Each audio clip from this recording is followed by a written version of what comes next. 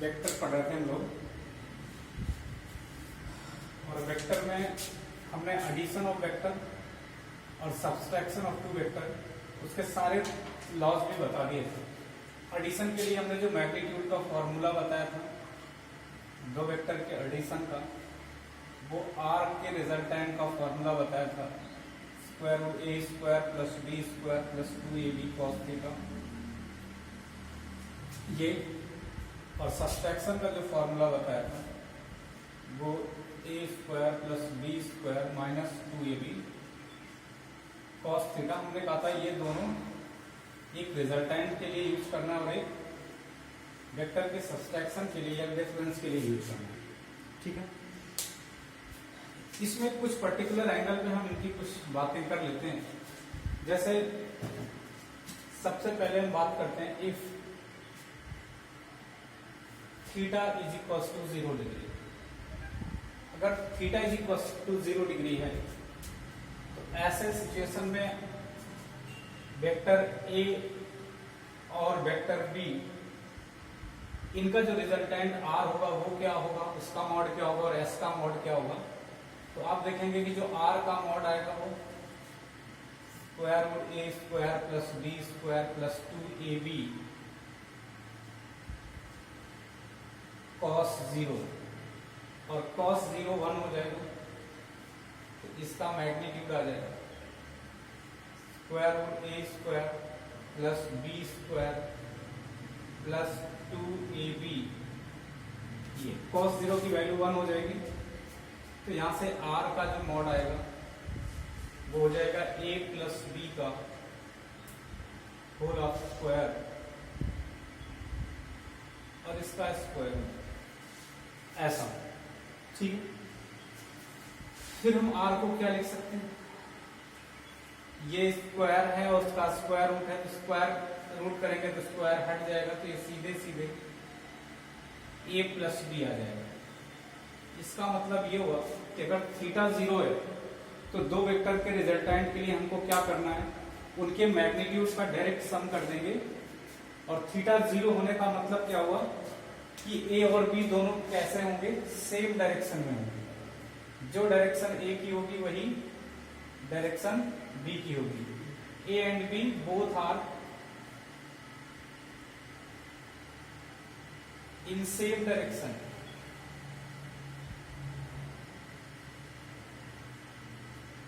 और दोनों same direction में होंगे तो इनका रिजल्टेंट निकालने का तरीका यह है कि हम क्या करेंगे, इनको डायरेक्ट सम कर देंगे, सीधे सीधे इनके मैग्नीट्यूड का सम कर देंगे और फिर क्या होगा, इनका रिजल्टेंट आ जाएगा। यहीं पर हम अगर डिफरेंस की बात करते हैं कि इनके डिफरेंस का मैग्नीट्यूड क्या होगा, वेक्टर सब्सट्रैक्शन का मैग्नीट्यूड क्या होगा, तो इनके वेक्टर सब्सट्रैक्शन का जो मॉड आएगा उसको हम यहीं पर लिख लेते हैं। ये s का मॉड निकालना है या s, ये हो जाएगा a square plus B square minus 2ab cos 0। तो s यहां से आ जाएगा square root A square plus B square minus 2ab, और a square plus B square minus 2ab का मतलब होता है a माइनस बी का होल ऑफ स्क्वायर। तो s आ जाएगा a माइनस बी का होल ऑफ स्क्वायर का स्क्वायर रूट, और s स्क्वायर हटाएंगे तो स्क्वायर रूट हट जाएगा तो ये हो जाएगा a माइनस बी। तो दो वेक्टर जब सेम डायरेक्शन में होते हैं तो उनके रिजल्टेंट का जो फॉर्मूला होता है वो डायरेक्ट सम होता है उनके मैग्नीट्यूड का, और जब उनका डिफरेंस का मैग्नीट्यूड आता है वो डायरेक्ट डिफरेंस होता है उनके मैग्नीट्यूड, ठीक है। तो ये दो बातें हमको, बाकी डायरेक्शन के लिए मैंने डिटेल में आपको बताया है कि डायरेक्शन के लिए आपको करना ये रिजल्टेंट के लिए आप लॉग पैरेललोग्राम को फॉलो करते हुए डायगोनल के डायरेक्शन में कर देंगे, और डिफरेंस के डायरेक्शन के लिए मैंने बताया कि दो वेक्टर को क्या करेंगे, जब वो सेम डायरेक्शन में होंगे तो बड़े में से छोटा घटा के बड़े की तरफ डायरेक्शन कर देंगे। अदरवाइज आपको डायरेक्शन के लिए मैंने बताया कि दोनों के हेड और हेड को मिलाएंगे और जिससे जिसको माइनस करना उसकी तरफ क्या कर देंगे, डायरेक्शन कर देंगे। ठीक है ना, तो इसकी तरफ करेंगे, इससे इसकी तरफ बी टू ए की तरफ करेंगे, तो ये आपका क्या हो जाएगा। तो ये किसी पर्टिकुलर एंगल पे, जैसे हमने इसमें ये पहला एंगल बताया कि थीटा क्या हो जाए, 0 हो जाए, तो ऐसी सिचुएशन में ये सारी चीजें आ जाएंगी। अगर हम थीटा को 0 के बजाय 180 कर देते हैं तब क्या होगा, उसको देख लेते हैं। अगर हम थीटा को बजाय 0 180 डिग्री रखेंगे तब इनका डिफरेंस और इनका सम क्या होगा, उसका मैग्नीट्यूड क्या होगा, ये सारी बातें करते हैं। सेकेंड पॉइंट ये कि if theta is equal to 180 degree, तो ऐसे में दोनों वेक्टर अपोजिट डायरेक्शन में होंगे। जैसे ये वेक्टर ए है तो इसकी डायरेक्शन इधर होगी और वेक्टर बी की डायरेक्शन क्या होगी, इसके जस्ट अपोजिट होगी, तभी तो ये 180 डिग्री का एंगल बनाएंगे। तो इनके आर और एस के फॉर्मूले को हमको जानना है, तो इनका आर का मैग्नीट्यूड जो होगा, फिर से वही फॉर्मूला अप्लाई करेंगे, A square plus B square plus 2ab cos 180 degree. फिर यहां से आर की जो वैल्यू आएगी वो आ जाएगी square root A square plus B square, cos 180 -1 होगा, तो ये -1 से मल्टीप्लाई होगा तो ये हो जाएगा -2ab। और ये आप जान रहे हैं कि यहाँ से r जो आ जाएगा वो जाएगा square root a minus B का होल स्क्वायर, या r जो आएगा वो a माइनस बी हो जाएगा। इसका मतलब अगर दो वेक्टर 180 पर हैं तो उनका रिजल्टेंट रादर देन द सम वो सीधे वेक्टर के मैग्नीट्यूड का डिफरेंस होगा। जब उनका हम डिफरेंस करेंगे फिर जो वैल्यू आएगी वो उनके रिजल्टेंट होगी। और उनका डिफरेंस देखो, ये और रोचक है कि इनका जो डिफरेंस आता है एस वो बिल्कुल उल्टा आता है, मतलब उनके डायरेक्ट सम के इक्वल होता है। आप देखेंगे A square plus B square plus 2ab, sorry ये -2ab होता है डिफरेंस, ये हो जाएगा -2ab cos 180 और इसका स्क्वायर रूट, तो ऐसा आ जाएगा A square plus B square, और ये जो माइनस है और cos 180 -1 होगा, तो -1 और -1 ये +1 हो जाएगा और ये +2ab आ जाएगा, इसका स्क्वायर रूट हो जाएगा ऐसा। और फिर यहां से ऐसा आ जाएगा a प्लस बी का होल ऑफ स्क्वायर रूट ऐसा। तो यहां से s की जो वैल्यू आएगी वो क्या आ जाएगी, वो हो जाएगी a प्लस बी। तो देख रहे हैं कि उनका जो डिफरेंस है उनके मैग्नीट्यूड के सम के इक्वल है और उनका जो सम है वो मैग्नीट्यूड के डिफरेंस के इक्वल है। मतलब अगर दो फोर्सेज हैं, दोनों वेक्टर क्वांटिटी है फोर्स, दो फोर्सेज हैं, अगर वो सेम डायरेक्शन में 10-10 न्यूटन लग रहे हैं तब तो उनका रिजल्टेंट 20 न्यूटन होगा और उनका डिफरेंस 0 होगा।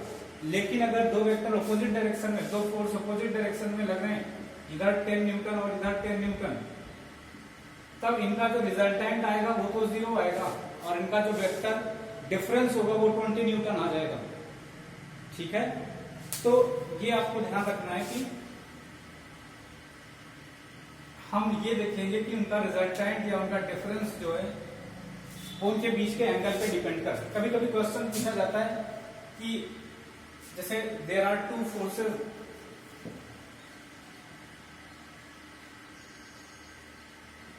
there are two forces F1 and F2 acting at a point,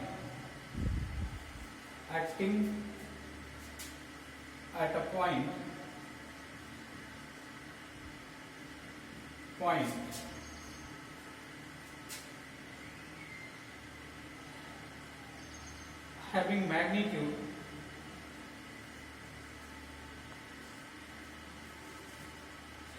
magnitude 10 Newton and 3 Newton respectively.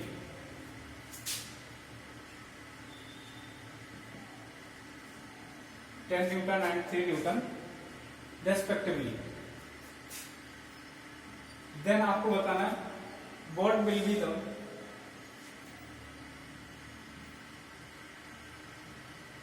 या what can B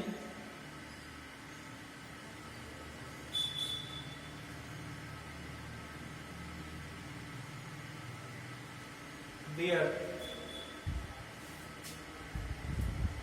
what can be their resultant, तो उनका रिजल्टेंट क्या हो सकता है, ऐसे दिया रहता है।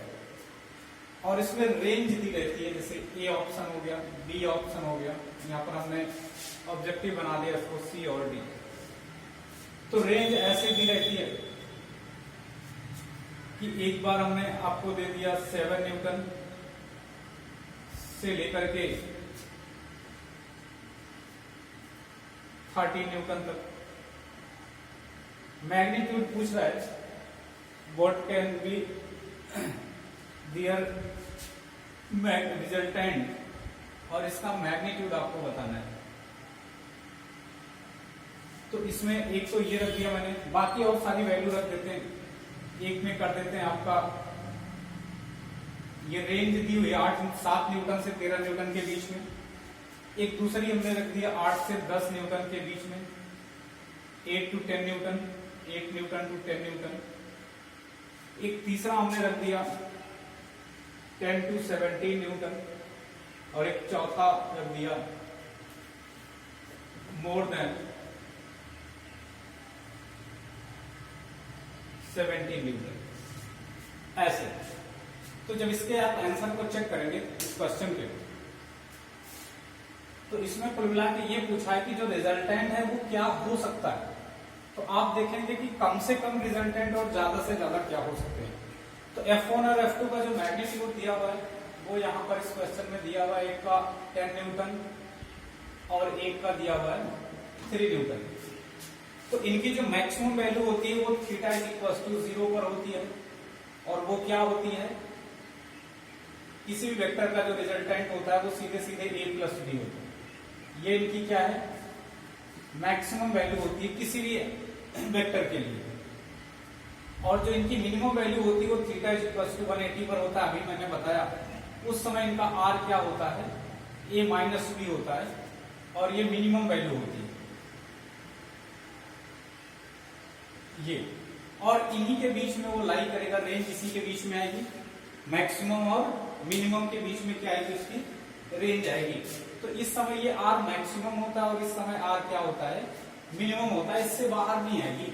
अगर दोनों 180 पर हो जाएंगे तो उनका रिजल्टेंट a माइनस बी होगा, और दोनों 0 एंगल पे होंगे तो उनका रिजल्टेंट क्या होगा, a प्लस बी होगा। और किसी पर्टिकुलर एंगल पे होंगे तो इन्हीं के बीच में आएगा ना।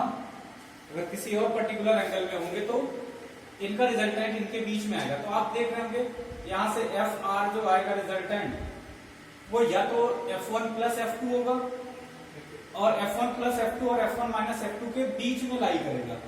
तो इनका मैक्सिमम और मिनिमम के बीच में, तो मैक्सिमम में क्या हो सकता है, जब थीटा क्या हो जाए, 0 हो जाए, मतलब सेम डायरेक्शन में दोनों हो जाए। तो ये 10 प्लस 3 मतलब 13 न्यूटन हो सकता है, मैक्सिमम ये 13 न्यूटन हो सकता है। और अगर एफ आर मिनिमम की बात करें तो मिनिमम कब पॉसिबल है, जब थीटा क्या हो जाए, 180 डिग्री हो जाए। और ऐसा कब होगा, ये 10 माइनस 3 पे, मतलब ये जब 7 न्यूटन हो जाए, समझ रहे हो। तो 7 से और 13 के बीच की जो होगी, इसी के बीच में इनकी वैल्यू कुछ भी आ सकती है, इसके बाहर नहीं जाएगी। तो ये 7 to 13 न्यूटन जो था, ये ए वाला ऑप्शन ये यहां से करेक्ट है। रेस्ट ऑफ ऑप्शन जो है वो सही नहीं है। 8 से 10 न्यूटन हो सकती है, ठीक है ना, लेकिन इससे बाहर भी आ सकती है। मेरी बात को समझो, ऐसा नहीं है कि ये कंप्लीटली इसी के अंदर आएगी, ठीक है। और अगर इससे कम भी हो सकती, 7 न्यूटन भी हो सकती है। इसको अगर देखेंगे तो 10 न्यूटन तो हो सकती है, लेकिन 17 न्यूटन की पॉसिबिलिटी नहीं है। और यहाँ देखें मोर देन 70 तो हो ही नहीं सकता। या इस ऑप्शन को थोड़ा और करेक्ट करना चाहो तो इसको क्या कर दो, 6 to 10 कर दो, तो ये और अच्छे से हो जाएगा कि 6 न्यूटन से लेके 10 न्यूटन तक ये पॉसिबिलिटी नहीं है। अरे 7 से कम नहीं हो सकता ना।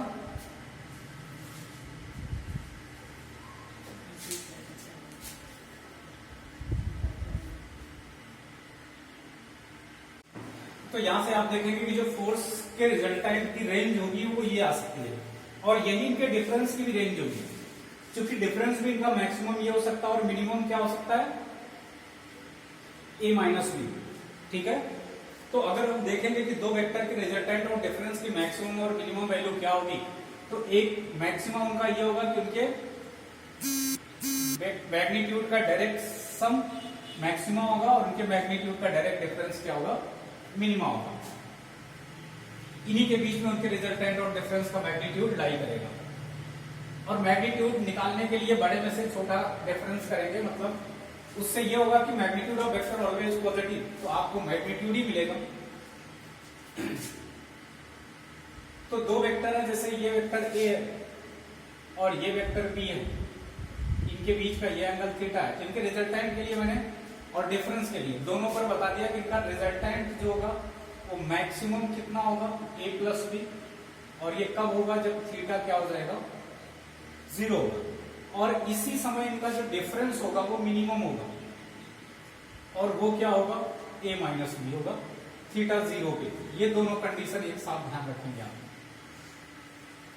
और इसी के जस्ट अपोजिट इनका r मिनिमम होगा, किस एंगल पे होगा, ये a माइनस बी होगा जब थीटा 180 हो जाएगा, और उसी दौरान इनका s का जो मैग्नीट्यूड होगा वो मैक्सिमम होगा, मतलब इनका डिफरेंस का जो मैग्नीट्यूड होगा, और वो कितना होगा, a प्लस बी होगा, सब बताया है अभी, और वो theta is equal to 180 degree पे होगा।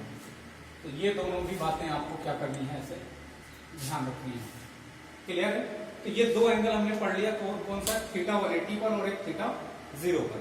अब नेक्स्ट बात करते हैं तीसरी, if theta is equal to 90 degree. बहुत इंपॉर्टेंट है, कोई ऐसा एग्जाम नहीं है जहां से theta is equal to 90 degree पर वेक्टर पे सवाल ना आया। तो थीटा इज इक्वल टू 90 पर इनका जो ए बी होगा, अब यही चीज हम करते हैं, यहाँ पर थीटा 90 रख देंगे, तो थीटा 90 रख देंगे तो आर की वैल्यू क्या हो जाएगी, फिर से वही फॉर्मूला लगाओ, A square plus B square plus 2ab cos 90, तो आर क्या आ जाएगा, A square plus B square plus 2ab, और कॉस 90 क्या होता है, 0, तो 0 से मल्टीप्लाई करेंगे पूरा टर्म क्या हो जाएगा, 0 हो जाएगा। जब 0 से मल्टीप्लाई करेंगे तो पूरा का पूरा टर्म क्या हो जाएगा, ये वाला 0 हो जाएगा। तो r क्या आ जाएगा, square root A square plus B square, ये हो जाएगा 90 डिग्री पे। और अगर इनके डिफरेंस की बात करेंगे s की, s के मॉड की, तो ये क्या होगा, A square plus B square minus 2ab cos 90, तो ये क्या हो जाएगा, A square plus B square cos 90 0 होगा तो इतना पूरा टर्म 0 हो जाएगा, ये माइनस 2ab और कॉस 90 0 मतलब इसको 0 करेंगे तो पूरा टर्म क्या हो जाएगा, ये 0 हो जाएगा। तो s का मॉड क्या आ जाएगा, square root A square plus B square. तो आप देख रहे हैं एक ऐसा एंगल है जिसपे इनका रिजल्टेंट और इनके डिफरेंस का मैग्नीट्यूड क्या हो जाता है, इक्वल हो जाता है। देख रहे हो, इनका रिजल्टेंट भी square root A square plus B square आ रहा और इनका डिफरेंस भी square root A square plus B square आ रहा, और एक किस एंगल पे होता है ऐसा, 90 डिग्री पे। तो हमेशा ध्यान रखना, जब दो वेक्टर परपेंडिकुलर होंगे मतलब 90 डिग्री पे होंगे, तो उनका वेक्टर सम का मैग्नीट्यूड और उनके वेक्टर डिफरेंस का मैग्नीट्यूड दोनों इक्वल होंगे। एक बार क्वेश्चन पूछा गया कि ऐसे थीटा बताओ जब वेक्टर ए और वेक्टर बी दोनों के रिजल्टेंट का मैग्नीट्यूड, रिजल्टेंट और डिफरेंस का मैग्नीट्यूड इक्वल हो जाता है, तो ऐसा कौन सा एंगल है जिसपे ये इक्वल होता है, तो आप कौन सा बताएंगे, ये एंगल 90 डिग्री है। 90 पर दोनों के मैग्नीट्यूड क्या हो जाते हैं, इक्वल हो जाते हैं, और होते कितने हैं, square root A square plus B square. मतलब r का जो मैग्नीट्यूड होगा वही मैग्नीट्यूड s का होगा, और ये होगा किसके इक्वल में, square root A square plus B square. ये बहुत इंपॉर्टेंट है। तो म्यूचुअली जब भी परपेंडिकुलर होंगे उनके रिजल्टेंट और डिफरेंस के मैग्नीट्यूड इक्वल हो जाएंगे, और वो होंगे square root A square plus B square. ठीक है,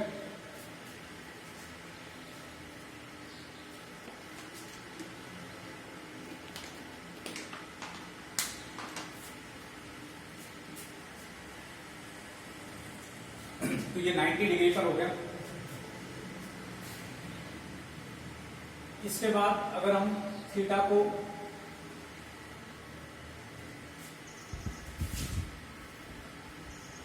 सिक्सटी डिग्री कर दें या 30 डिग्री कर दें या किसी और एंगल पे कर दें, तो इनके रिजल्ट जो आते हैं वो आप निकाल सकते हैं इसी पर्टिकुलर फार्मूले से। ठीक है, अब इसमें जो एक स्पेसिफिक केस है कि जब मैग्नीट्यूड दो वेक्टर का इक्वल हो तब किसी पर्टिकुलर एंगल से इनके रिजल्टेंट और डिफरेंस के फार्मूले क्या होंगे। तो इसके लिए मैं आपको एक फार्मूला डायरेक्ट डिराइव करके बता दे रहा हूं, आप इसका यूज करेंगे, इससे रिजल्ट डायरेक्ट आएगा। और ये डेरिवेशन भी डायरेक्ट एग्जाम में पूछे गए हैं, इस वजह से ऐसा करना है।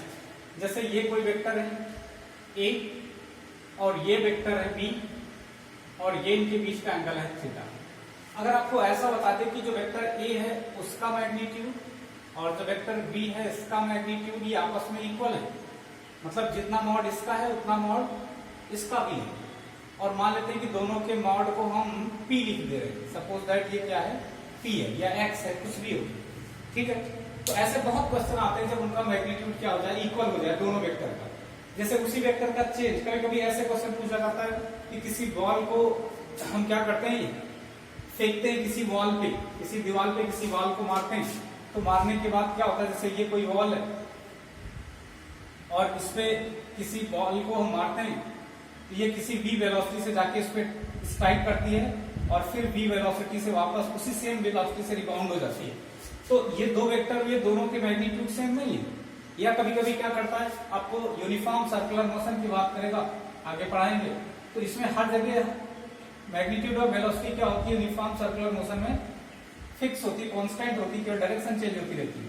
तो ये v है, यहाँ पर भी v है, यहाँ पर भी टेंजेंट के लॉन्ग वेलोसिटी v हो जाएगी, यहाँ पर भी v हो जाएगी। ये तो आपसे पूछता है upper most point lower most point में वेलोसिटी का चेंज या रिजल्टेंट क्या आएगा। तो दो वेक्टर हैं जो क्या है, इक्वल मैग्नीट्यूड के, या इस पॉइंट पे इस पॉइंट में पूछ लिया, कहीं कुछ भी बना के पूछ सकता है। तो ऐसे के लिए आपको डायरेक्ट फार्मूला हम डिराइव करके बता दे रहे हैं। ये फार्मूला भी पूछा गया एग्जाम में, मेडिकल वगैरह के इंजीनियरिंग के, और बोर्ड में भी आपसे इसके एप्लीकेशन पे क्वेश्चन पूछे गए। तो यहाँ से समझते चलेंगे हम। इसके डेली बोर्ड में भी क्वेश्चन पूछा गया, आपके सेंट्रल बोर्ड में भी क्वेश्चन पूछा गया। तो ये ए बी इक्वल टू, अगर ये पी है तो ऐसी सिचुएशन में हम क्या करते हैं कि इस फॉर्मूले को लगाते हैं थीटा के लिए। तो आर का जो फॉर्मूला आएगा वो होगा square root A square plus B square plus 2ab cos theta. और यहां पर हमने a को भी p लिया है, b को भी p लिया है, मतलब दोनों के मैग्नीट्यूड को इक्वल कर दिया, चाहे a कर दो चाहे b कर दो या p लिख देते ज्यादा बेहतर होगा। तो यहां से ये हो जाएगा p का स्क्वायर प्लस इसको भी हम p का स्क्वायर प्लस 2 टाइम्स a को भी p लिया b को भी, तो a इंटू बी मतलब p into p into cos theta, ये हो जाएगा फॉर्मूला। इस r को और सॉल्व करोगे तो ये हो जाएगा p square plus p square, ये हो जाएगा 2 times p square plus 2 times p square cos theta. फिर ये r आ जाएगा आपका, इसमें 2p स्क्वायर को हम कॉमन ले लेते हैं, ये आ जाएगा 1 प्लस कॉस थीटा, ये formula 1 plus cos theta 2p square. अब इसको 1 प्लस कॉस थीटा को, एक छोटी सी मैथमेटिक्स है, ट्रिग्नोमेट्री है, कि जो कॉस थीटा होता है, कॉस थीटा वो होता है 2 times cos square theta by 2 minus 1। एक फॉर्मूला ये कॉस थीटा का आपने पढ़ा होगा, और एक दूसरा जो है साइन थीटा का फॉर्मूला होता है, वो होता है 1 माइनस 2। ये भी कॉस का ही फॉर्मूला कॉस के टर्म्स में होता है, cos theta is equal to 1 minus 2 times sine square theta by 2। Actual में 2 थीटा के टर्म्स में होता है, तो थीटा बाई 2 के टर्म्स में इसको लिखा गया है। तो ये दो मैथमेटिक्स के फॉर्मूले इनका हम यहाँ पर यूज करेंगे ट्रिग्नोमेट्री के खास करके। तो यहाँ से आप ये देख पा रहे होंगे कि इसको इधर ले आएंगे तो 1 प्लस कॉस थीटा क्या हो जाएगा, 1 प्लस कॉस थीटा जो होगा, इस 1 को इधर ले आए तो ये हो जाएगा 2 times cos square theta by 2। और अगर इस साइन को इधर ले आए और इसको इधर ले आए तो यहाँ से एक फॉर्मूला 1 माइनस कॉस थीटा का भी आ जाएगा, और 1 माइनस कॉस थीटा निकालोगे तो ये आ जाएगा 2 times sine square theta by 2। ये दो फॉर्मूलों का हम यूज करेंगे अभी। एक इसका इससे आया और ये इससे आया, ये दो फॉर्मूले हम क्या करेंगे अभी तत्काल में इनको यूज करते हैं। तो 1 प्लस कॉस थीटा की वैल्यू इस फॉर्मूले से रख देते हैं, इस वाले से, और इसको हम अंदर ऐसे, ये मैथ है थोड़ी सी, ये आप अलग से ध्यान रखेंगे। तो अब इस r को हम यहां से सॉल्व करते हैं, तो r की जो वैल्यू आ जाएगी वो क्या हो जाएगी, स्क्वायर रूट 2p स्क्वायर, और 1 प्लस कॉस थीटा की जगह पर हम इतना लिख देते हैं 2 इंटू में 2 कॉस स्क्वायर थीटा बाई 2। तो यहां से r की जो वैल्यू आ जाएगी वो हो जाएगी स्क्वायर रूट 2 इंटू 2 क्या हो जाएगा 4 p square cos square theta by 2। तो यहां से r की वैल्यू आ जाएगी डायरेक्ट। अब सारी चीजें इसमें स्क्वायर में, 2 जो है 4 का स्क्वायर है, सॉरी 4 जो है 2 का स्क्वायर है, p स्क्वायर है कॉस स्क्वायर थीटा बाई 2। तो ये सब स्क्वायर रूट हटाएंगे तो ये हो जाएगा 2, ये हो जाएगा p, 4 का 2 हो जाएगा, इसका स्क्वायर रूट p हो जाएगा, कॉस स्क्वायर थीटा बाई 2 का square root cos theta by 2 हो जाएगा। तो ये फॉर्मूला आ जाएगा आपका, ये छोटा सा। जब दो वेक्टर क्या होंगे, सेम मैग्नीट्यूड के होंगे, उनका मैग्नीट्यूड p है, तो ये लगा देंगे। जैसे अभी आपसे क्वेश्चन पूछ रहा था कि ये कोई क्या है,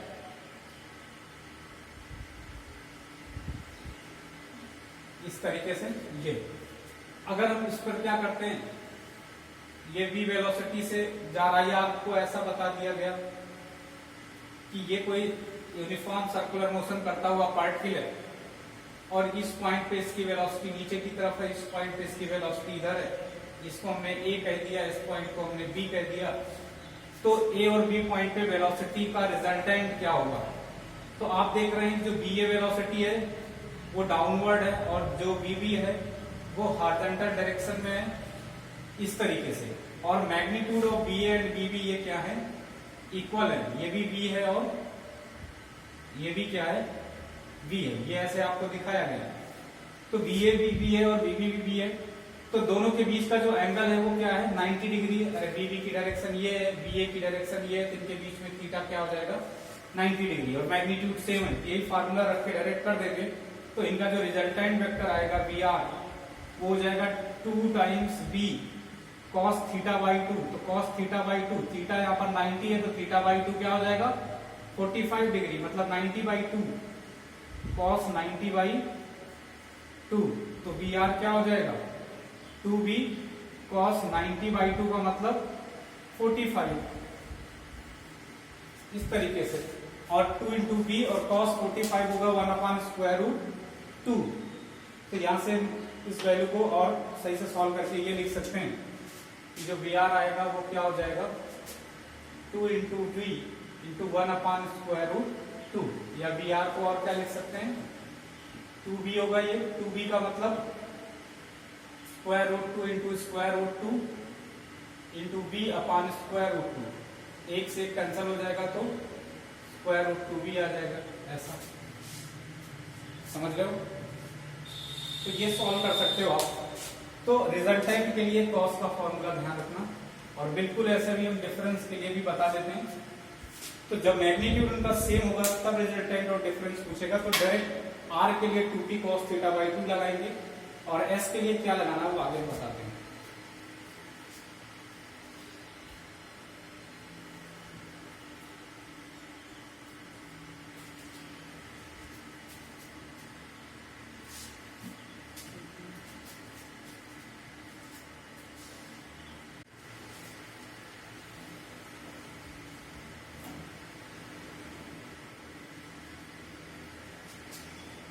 ऐसे ही डिफरेंस के लिए भी कर सकते हैं, दोनों के जब मैग्नीट्यूड सेम हो।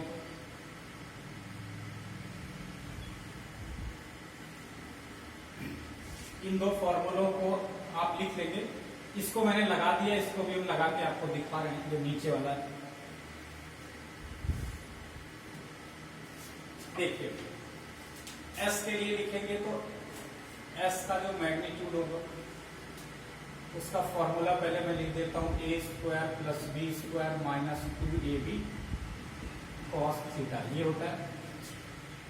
अब एस के लिए भी वही चीज कि ए और बी क्या है, सेम है और पी के इक्वल है। जैसा मैंने बताया है कि मॉड ऑफ ए जो है वो मॉड ऑफ बी के इक्वल है और इनको सबको हमने पी वैल्यू रखा है। तो यहाँ भी रखेंगे ये पी का square minus 2p into P into cos theta. तो एस की जो वैल्यू आएगी वो होगी square root 2 times P square minus 2p square cos theta. तो एस क्या आ जाएगा, 2p स्क्वायर कॉमन ले लोगे तो ये हो जाएगा 1 माइनस कॉस थीटा। तो एस का मैग्नीट्यूड क्या आ जाएगा, 2p स्क्वायर और 1 माइनस कॉस थीटा की वैल्यू यहां पर क्या लिख देंगे, 2 times sine square theta by 2। ये वैल्यू मैंने यहां से पुट कर दी है ये। तो इसके बाद इसको और सॉल्व करोगे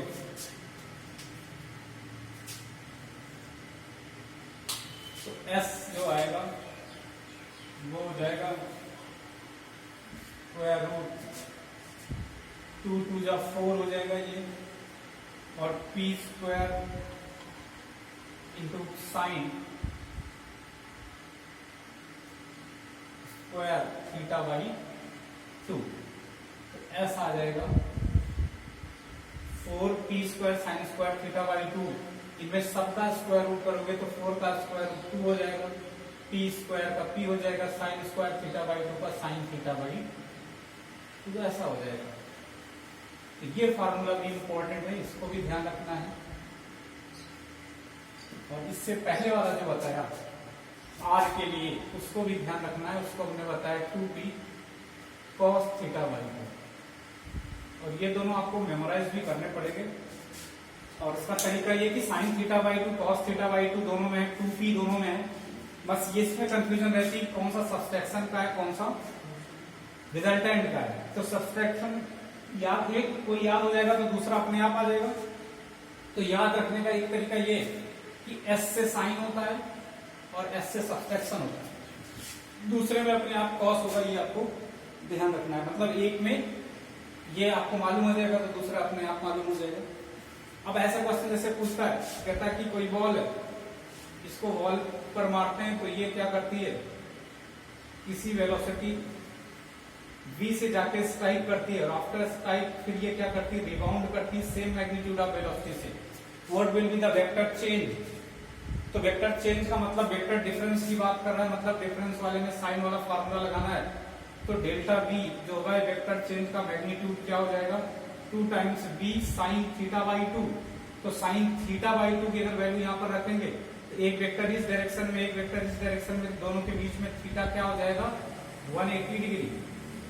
दोनों के बीच में थीटा क्या हो जाएगा, 180 डिग्री हो जाएगा। तो ये हो जाएगा 180 बाई में 2। तो डेल्टा v क्या आ जाएगा, 2b साइन 90। अरे 180 बाई 2 90 हो जाएगा। तो डेल्टा v क्या आ जाएगा, 2b आ जाएगा, साइन 91 हो जाएगा। तो देख रहे हैं आप, जब वेक्टर चेंज पूछ रहे हैं तो ज्यादातर बच्चों के दिमाग में आता है कि वेक्टर चेंज इसका 0 हो जाएगा। जब दो वेक्टर सेम मैग्नीट्यूड के होंगे तो उनका चेंज पूछेगा, इनका डिफरेंस पूछेगा तो अमूमन दिमाग में आता है कि डिफरेंस उनका 0 हो जाना चाहिए, लेकिन 0 नहीं होगा, वो जुड़ करके 2b हो जाएगा। चाहे आप डायरेक्ट उस फार्मूले से करें, चाहे इससे भी कर सकते हैं, या 90 डिग्री के हो तो वैसा कर सकते हैं। किसी भी तरीके से जो जब दो मैग्नीट्यूड सेम, दो वेक्टर के सेम मैग्नीट्यूड होंगे तब रिजल्टेंट और डिफरेंस निकालने के लिए बहुत ही आसान सा है, इसे आप कर सकते हैं। ठीक है, तो ये वेक्टर का डिफरेंस और सम करने के लिए इंपॉर्टेंट है। अब कभी कभी क्वेश्चन कुछ डायरेक्ट पूछे जाते हैं, वो बहुत महत्वपूर्ण है। जैसे theta is equal to 60 degree पे कई बार क्वेश्चन आपसे पूछा गया है, या कभी भी क्या करता है कि theta is equal to 60 degree, generally जैसे इक्विलेटरल ट्रायंगल है तो वहां 60 डिग्री होता है, तो वेक्टर को इक्विलेटरल ट्रायंगल पे अरेंज करके क्वेश्चन पूछ लेता है। तो थीटा 60 डिग्री हो और इक्वल हो उनके वेक्टर दोनों आपस में, मतलब मैग्नीट्यूड दोनों वेक्टर के अगर सेम हो, तब उनके रिजल्टेंट और सम के फॉर्मूले में बड़ा अच्छा रिलेशन होता है। कई बार रेशियो के फॉर्मेट में पूछा गया है, जैसे वेक्टर ए का मॉड जो होना चाहिए अगर वो वेक्टर बी के मॉड के इक्वल है, और क्या है मान लेते हैं पी या कुछ भी है, इनमें से किसी एक के इक्वल है, तो ए कहते हैं या बी कहते हैं, ए ही बोल दे रहे हैं, और थीटा अगर इनका 60 डिग्री है, तो ऐसे में इनका आर क्या होगा, तो आर के लिए मैंने फार्मूला बताया 2p cos थीटा बाई 2, ठीक है। तो 2p cos थीटा बाई 2 के लिए आर रखेंगे, तो 2p या 2a रख दिया, कुछ भी रख दिया, cos थीटा बाई 2 मतलब 60 बाई 2, तो ये आर क्या आ जाएगा, ये हो जाएगा 2a cos 30, और cos 30 की वैल्यू क्या होगी,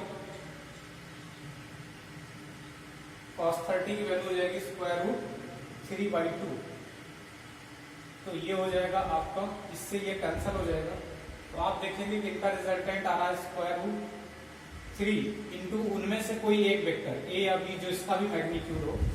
इस तरीके से क्वेश्चन पूछता है कि कोई दो वेक्टर हैं जिनका मैग्नीट्यूड सेम है, या ऐसे क्वेश्चन पूछ लेगा कि there are two vectors having equal magnitude 10 and 10, suppose that कि बोथ वेक्टर आर डिस्प्लेसमेंट, तो बोल देगा 10 and 10 मीटर, ठीक है। फिर कहेगा कि if the resultant of these two displacement और these two vectors is square root 3 times of any one magnitude of any one vector, अगर आपसे कहता है उनमें से किसी एक के स्क्वायर रूट 3 टाइम्स क्या होता है, इसके इक्वल आ जाता है, तो बताओ कि उनके बीच में एंगल क्या होगा, तो 60 डिग्री हो जाएगा। ऐसे करके हम बता सकते हैं। इस टाइप के क्वेश्चन आपसे पूछे जाते हैं कि अगर क्या है, क्वेश्चन कहिए तो लिख दें,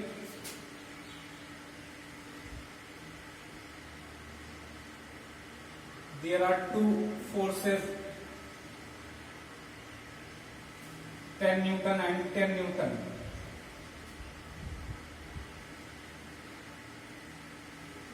respectively acting in such a way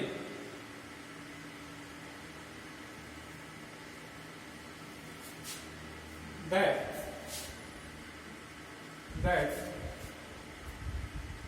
magnitude of its resultant, that magnitude of their resultants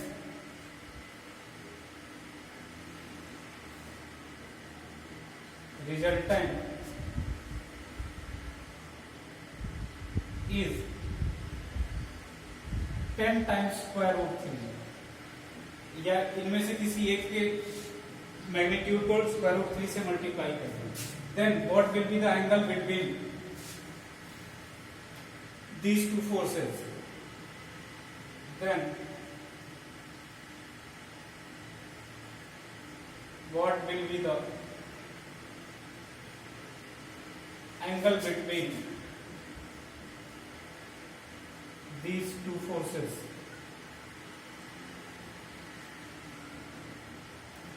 ऐसे क्वेश्चन के लिए आपको क्या करना है, डायरेक्ट किसी फॉर्मूले का यूज करना और कुछ भी नहीं करना। जैसे मैंने कहा कि ये 10-10 न्यूटन के दो फोर्स एक्ट हो रहे हैं कहीं पर, और ऐसे इस तरीके से ये एक्ट हो रहे हैं कि इनके मैग्नीट्यूड, इनके रिजल्टेंट का जो मैग्नीट्यूड है वो 10 into √3 है, तो इनमें से किसी एक, दोनों के मैग्नीट्यूड क्या है, इक्वल है। अब इनका रिजल्टेंट क्या हुआ, जब दोनों के मैग्नीट्यूड इक्वल हो जाए तो आप सीधे फार्मूला लगा दीजिए कि R इज इक्वल टू क्या हो जाएगा, 2p cos थीटा बाई 2। अब उसमें P का मतलब दोनों 10-10 न्यूटन है, तो यहाँ पर 10 की वैल्यू रख देंगे, तो R ये हो जाएगा 2 into 10, ये 10 दिया हुआ है, 2 into 10 cos थीटा बाई 2 ये, और R की वैल्यू इसमें दे रखी है इनके रिजल्टेंट के मैग्नीट्यूड को 10 √3, square root 10 into square root 3, तो यहाँ पर ये वैल्यू रखेंगे 10 into square root 3 is equal to 2 into 10 it is equal to cos theta by 2। तो आप देखेंगे कि यहाँ से 10 से 10 क्या हो जाएगा, कैंसल हो जाएगा, और ये 2 इधर आएगा तो square root 3 by 2 is equal to क्या हो जाएगा, कॉस थीटा बाई 2।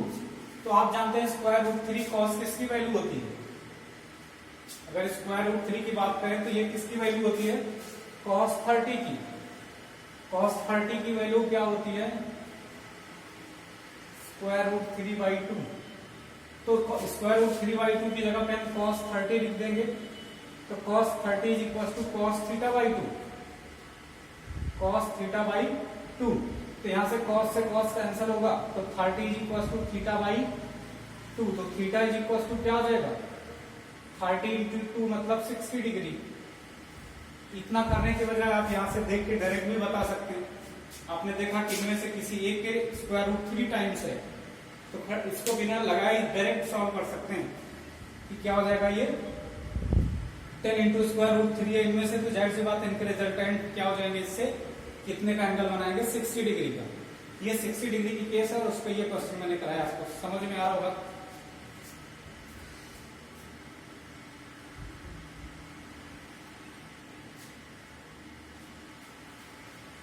इस तरीके से आप क्या कर सकते हैं, इसको सॉल्व कर सकते हैं कि थीटा की वैल्यू क्या आ जाएगी, दिख रहा है ये